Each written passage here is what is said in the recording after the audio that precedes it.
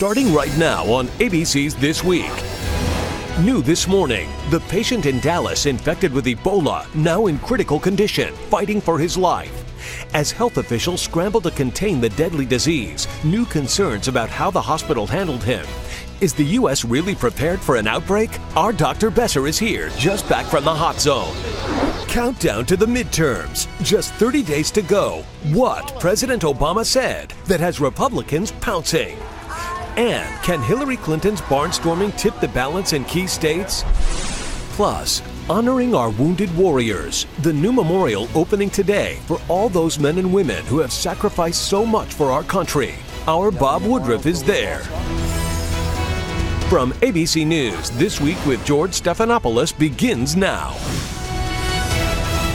And we begin with all the latest on the Ebola crisis. As that patient in Dallas struggles right now, so much fear the epidemic will spread right here in America. Look inside that plane landing at Newark Airport yesterday. Homeland Security on board after officials in hazmat suits removed a man with flu-like symptoms. It turned out to be one of many false alarms being checked out right now by the CDC. Director Tom Frieden here today along with Dr. Besser. And ABC's Ryan Owens starts us off from Dallas. Good morning, Ryan. George, good morning to you. Thomas Eric Duncan has now been at this Dallas hospital for a full week, and this morning his condition is worse than ever.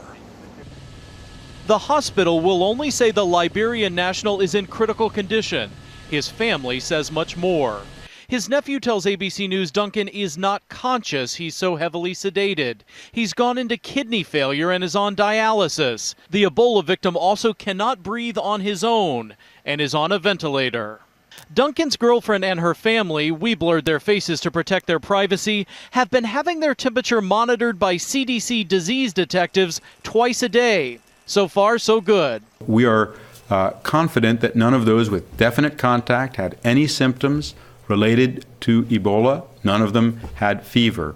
The CDC says 9 people in Dallas are considered at high risk for infection. Those 4 family members plus some medical personnel. Approximately 40 other people who may have had contact with them are considered low risk.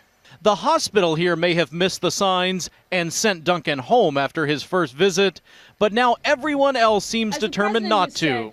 We are not facing just a health crisis. We are facing a national security priority. The result? A lot of false alarms. 2 suspected cases around Washington, D.C. have tested negative. And Saturday, CDC investigators met a flight from Brussels at Newark International after a patient from Liberia got sick on the flight. Fellow flyers thought it might be Ebola.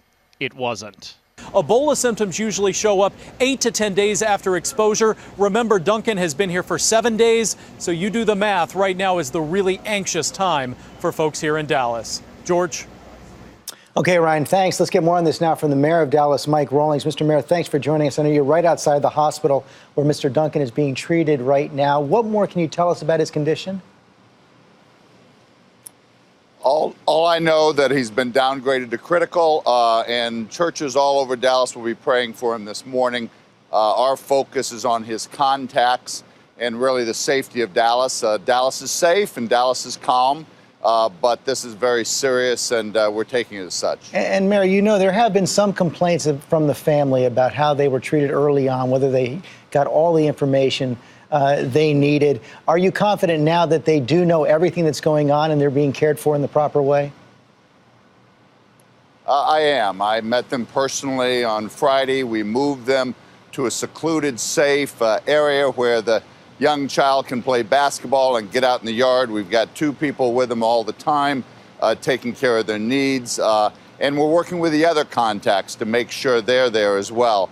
That they're taken care of as well with all their questions are answered. I will say, working with at least 5 different major jurisdictions in a process like this, you get moving a little slower than you want. I would like to have done it faster, but I think we're up to speed and everybody knows what's happening now. Pretty confident now there will not be any other cases of Ebola, or can't you say that yet? We really can't say that. I believe that if there is, we will have those contacts isolated the way that our plan is in place. We've gone from a number of nearly 100 down to about just under 50, and we're playing a man-to-man defense, if you will, in a compassionate way, but we've got each individual really kind of focused on another individual to make sure that we monitor their temperature every 2 days. And then we're getting out and just living our lives in Dallas. The State Fair opened. We had the biggest opening in history, and I went to an Oktoberfest a mile away from where this happened, and people were out all over the place. So I think Dallasites are confident, and we are focused on what we need to be focused on. And what do you say to parents sending their kids back to school tomorrow? They are, and we plan for full attendance. The school system did a great job. Parents didn't freak out.